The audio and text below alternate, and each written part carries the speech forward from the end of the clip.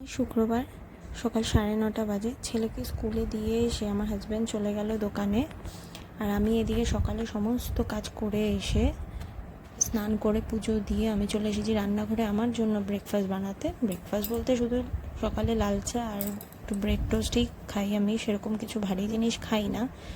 এদিকে ব্রেকফাস্ট করার পরে আজকে আমাদের ফ্রাইডে নিরামিষ পুরো, তো আমি চলে গেছিলাম রান্নাঘরে, ভাত বসিয়ে দিয়েছিলাম, ওইদিকে ভেজ মুগ ডাল করেছিলাম পনির দিয়ে, সাথে ভাজার মধ্যে বানিয়েছিলাম বেগুন ভাজা।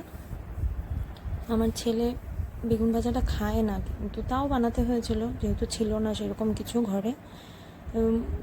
বেগুন ভাজা বানানোর পরে চাটনি আর দই পনির বানিয়েছিলাম, বাট ওটা আমি ভিডিও করিনি, হাতে ধরে অসুবিধা হয়। ছেলে স্কুল থেকে চলে এসেছিলো, ওর এক্সপেরিমেন্ট চলতেই থাকে কিছু না কিছু।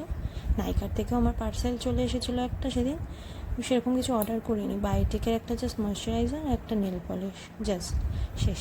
এরপর আমি বিকেলবেলায় আমার চা বানাতে গিয়েছিলাম, চা বানানো হয়ে গেল।